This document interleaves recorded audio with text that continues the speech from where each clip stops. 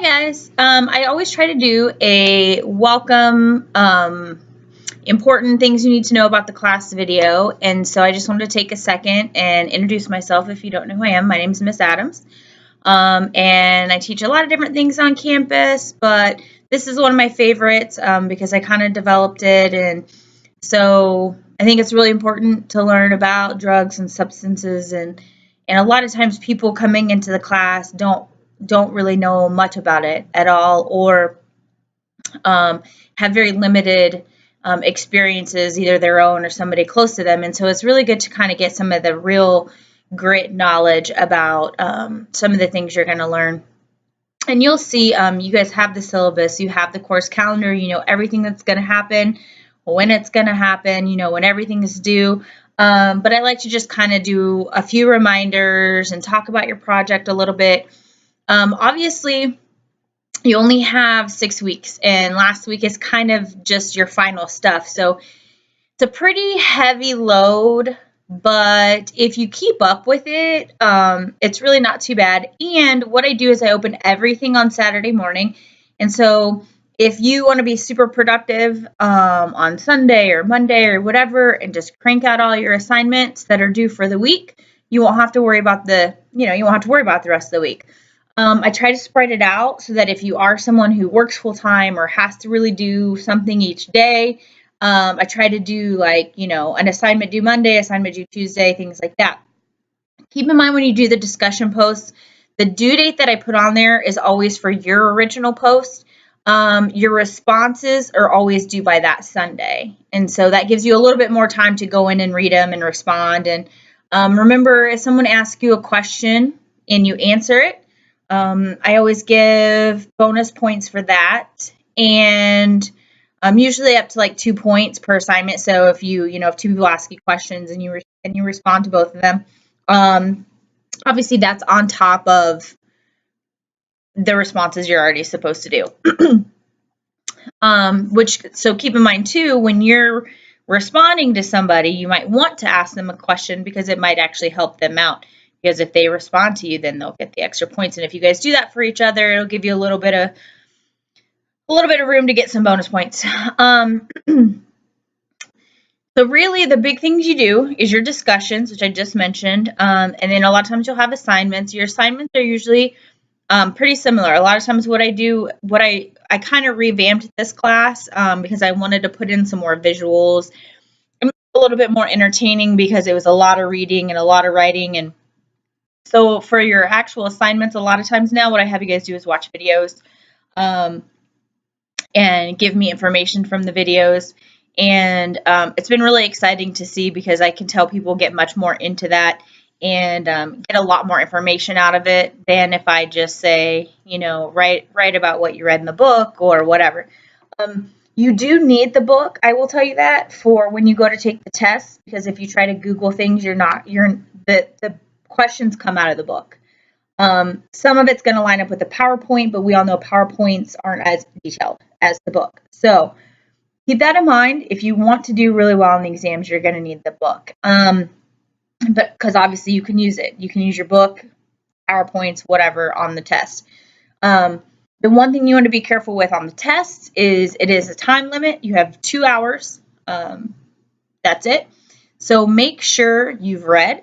Make sure, might even be beneficial if you're doing a test that's on 3 chapters, put sticky notes on the first page of each chapter, or even put sticky notes where you notice important things, like if there's different headings and you're like, oh, I want to be able to, if you're in the stimulant section and you want to be able to flip right away to cocaine, you can put little sticky notes and label them or whatever it is to make it easier for you, because I will tell you this, if you haven't read and you try to just go take that test, you're probably not going to finish. There's always 4 to 5 essay questions at the end, and the expectation is usually about 8 sentences for the essay questions. And also, if you want to get full credit on an essay question, you have to include an outside source. That means you have to go find some information. Do not copy and paste it. That's plagiarism. Put it into your own words and then cite that source. What you'll notice is sometimes the essay questions on the test will be very similar to something you've answered in an assignment. And if that's the case, you can always go back and reference that assignment. And if that's the case, you can copy and paste that that link, or that, not the link because you have to cite properly, but the citation, but make sure you're always putting your answer in your own words. So that's the test. You can't, once you answer a question, you won't be able to go backwards. So it really shouldn't be too difficult. I've had a lot of success in the last couple semesters since I kind of revamped it. Usually, as long as you're willing to do the work and you really take it serious, you should be able to get a pretty good grade. The other big thing is the project, and the project really what it is it just culminates, or it ends up in a paper, a 4 to 6 page paper that you're going to write about one specific drug. So you're going to notice this week, very quickly, you're going to have to pick your drug. And what you are writing is a research paper about that drug. I don't want it, like if you pick marijuana, I don't want you to write about should we legalize marijuana. It's not an opinion. It's a straight up research paper. So, and I have the outline for you. So when we get to the outline part, you'll see it. All the steps of the project are in a section in your modules, but they're also as you go through your modules by date. But if you ever have any questions about what something is, please, please, please ask. So the first thing you'll do is pick your drug. Then you're going to have to do your bibliography, which means you got to find 5 sources, at least 5 sources that talk about your drug. The history of it, what's the makeup of the drug, things about pricing and how do people use it, and is addiction involved, what's treatment like for that drug, and it's all outlined in your outline. And what I might do is I might put a different tab now that I'm thinking about it that just has the outline requirements, and that way you kind of know from the beginning when you're looking for your sources and stuff. But basically, then you got to make sure you cite them properly. I prefer APA. If you happen to do MLA, I will take that as long as it's done properly. Okay, then you're going to do what's called a lit review. The lit review is very easy. It sounds hard. People freak out. Super easy. All it is read the articles you picked for your bibliography or works cited page, same thing, and summarize it. So you're going to give me a 1 paragraph, just quick summary of what was in my first article that I cited, what's in my next article that I cited. Remember, I tell you, make sure you read the directions, because I want to say 2 or 3 of them have to be journal articles, which means you have to get them from the online database through the website of the school and the library. So again, if you have issues with that, that's something you can ask me about. And then, like I said, we just work through the process. You end up doing an outline, you end up doing a rough draft, I give you some suggestions, and then you end up doing a final copy. You also end up doing a brochure or a handout, which is kind of cool because that gives you a chance to be a little bit artsy. Again, any questions, let me know. It's going to move pretty fast, so maybe look ahead and then let me know if you have questions about those things. Speaking of which, the best way to contact me is the Remind app. I get it on my phone. I'm going to be doing some traveling and stuff too because it's summer, so that's the easiest way I can respond right away. So just the directions are in the important info module on Canvas, and it tells you the code and everything, and you can download the app, or you can just text the code and you'll get it as a text message. You don't actually have to have the app.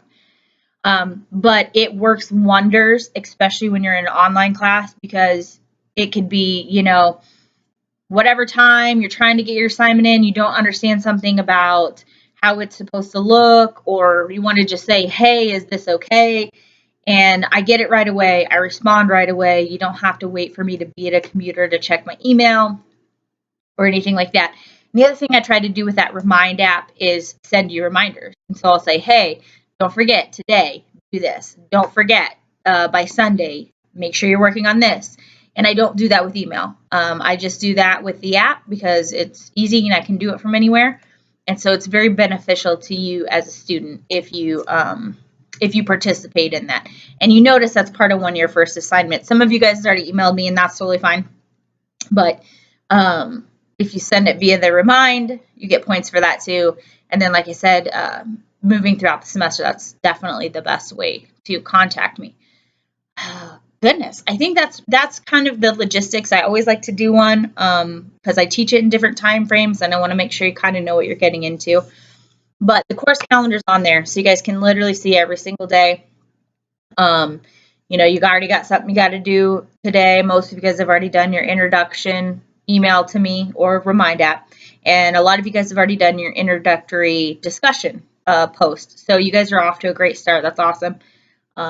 And I hope you really enjoy it. This is fun. I like to see what you guys put into it. There's a lot of, your research paper is a research paper, but in the discussions, we do a lot of arguments and what do you think about this and tell me why and what does research say and back it up. And it's always really, really interesting to me, someone who's been teaching this for years and years, to see some of the new things coming out that people find and maybe even reworking my frame of thought a little bit. So I hope you guys are as excited as I am. And like I said, if you have any questions, definitely contact me. Best way is through Remind. Have fun in substance abuse.